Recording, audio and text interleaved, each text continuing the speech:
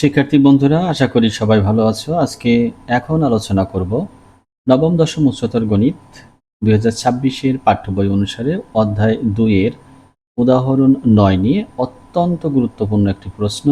এই প্রশ্নের মতো অনেক প্রশ্ন বোর্ড পরীক্ষাতে এসে থাকে।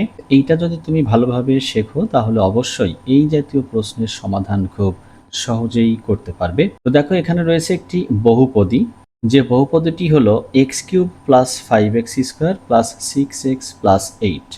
প্রশ্নে এমনটা বলা হয়েছে, যদি এই বহুপদীকে অর্থাৎ পি অফ এক্সকে এক্স মাইনাস এ এবং এক্স মাইনাস বি দ্বারা ভাগ করলে একই ভাগশেষ থাকে, যেখানে এ আর বি সমান হবে না, শর্তটুকু উল্লেখ করেছে। তবে দেখাতে হবে বা দেখাও যে a square plus B square plus A B plus 5a plus 5b plus 6 is equal 0। তো এই প্রশ্নটির সমাধান করতে হবে মূলত ভাগশেষ উপপাদ্যের সাহায্যে। তাহলে আমরা খুব সহজেই এই প্রশ্নটির সমাধান করতে পারবো। তাহলে চলো দেখি, শিখে নেই কিভাবে এই প্রশ্নটির সমাধান করতে হয়। দেখো, যে বহুপদীটি আমাদের দেওয়া আছে, বহুপদীটি দেখো এরকম।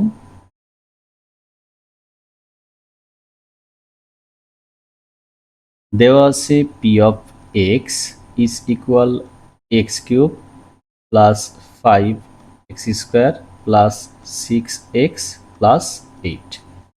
এখন এই বহুপদীকে যদি আমরা x মাইনাস এ দ্বারা ভাগ করি তাহলে ভাগশেষ কত হয়। দেখো, পি অফ এক্স কে x মাইনাস এ দ্বারা ভাগ করলে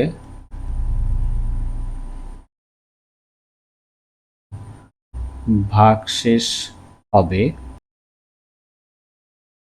পি অফ এ সমান, আমরা কত লিখতে পারবো, পি অফ এ, এক্স এর পরিবর্তে যেহেতু এ বসাবো তাহলে লিখতে পারবো a³ plus 5a square plus 6a plus 8।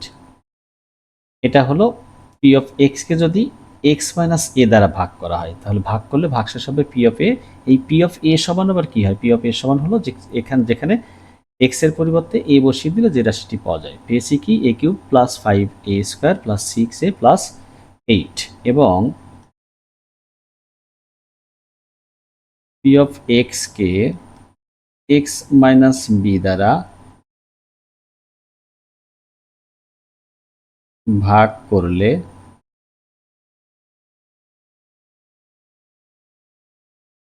ভাগশেষ হবে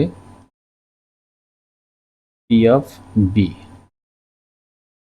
পি অফ বি সমান কত, যেখানে যেখানে এক্স আছে তার পরিবর্তে বি, তাহলে b³ plus 5b square plus 6b plus 8। এখন প্রশ্নে বলে দিয়েছে, দেখো, যদি একই ভাগশেষ থাকে, অর্থাৎ ভাগশেষ যদি দুটো সমান হয়, একই ভাগশেষ থাকার অর্থ হলো ভাগশেষ দুটো সমান, তাহলে কি হবে। দেখো, প্রশ্ন মতে P of A is equal P of B. তাহলে আমরা কি লিখতে পারি, তাহলে লিখতে পারি, দেখো, a³ plus 5a square plus 6a plus 8, এটা হলো পি অফ এ এর মান, এবং পি অফ বি হলো b³ plus 5b square plus 6b plus 8। এখন আমরা কি করব, সবগুলো পদকে, ডান পাশে যতগুলো আছে সবগুলোকে আমরা বাম পাশে নিয়ে এসে বিয়োগ করবো। তো বিয়োগ করার কৌশলটা একটু দেখো, a³ পাশে নিয়ে আসবো b³ অর্থাৎ কিউবের রাশি একদিকে, তারপরই লিখব স্কোয়ারের রাশিটা, দেখো 5a square minus 5b square plus 6a minus 6b plus 8 minus 8 is equal 0। ডান পাশে কি থাকলো, ডান পাশে 0 থাকলো। এখন দেখো, a³ মাইনাস b³ প্লাস এখানে 5 কমন নিলে থাকবে a square minus b square, 6 common যায়, দেখো 6 কমন নিলে থাকবে a মাইনাস b, এই যে দুটো দুটো থেকে কমন নিচ্ছি, দেখো দুটো দুটো থেকে, আর 8 ভ্যানিশ হয়ে গেল, থাকলো 0। এখন এই যে a³ মাইনাস b³ এর সূত্র আমরা জানি, দেখো কি সূত্র জানি, a minus b into a square plus A B plus B square, এটা হলো এ কিউব মাইনাস বি কিউবের সূত্র। এবার দেখো 5 এর সাথে আছে A square minus B square. A square minus B স্কোয়ারের সূত্র আমরা জানি A plus B into A minus B. Last পদে 6 into A minus B is equal 0। এখন দেখো এই তিনটা পদ এইখানে হয়েছে, তিনটা প্লাস চিহ্ন দ্বারা আলাদা করা আছে তিনটা। এই যে এইটুকু একটা, এখান থেকে এইটুকু একটা, এবং শেষ হলো এইটুকু একটা। এই তিনটা পদেই দেখো একটা রাশি কমন আছে এ মাইনাস বি। আমরা যদি এ মাইনাস বি কমন নেই, আমাদের প্রথম অংশ থেকে থেকে যাবে এ square plus A B plus B square.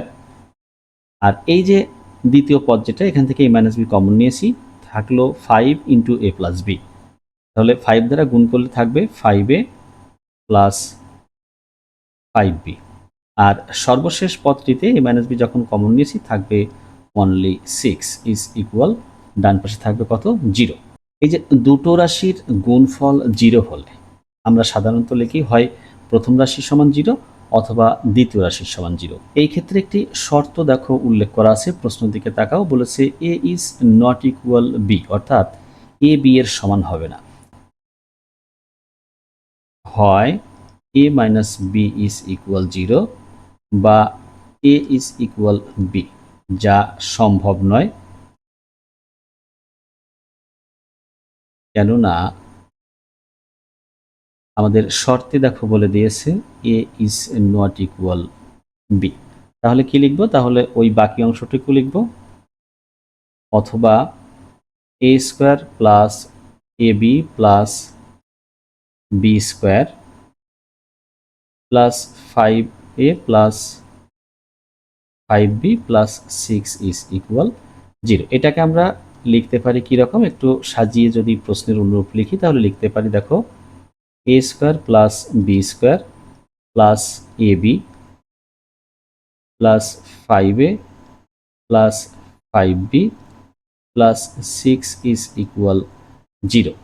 এটাই কিন্তু বলেছে যে এটা দেখাতে হবে a square plus B square plus A B plus 5a plus 5b plus 6 is equal 0। তাহলে আমরা এটা দেখালাম, লিখব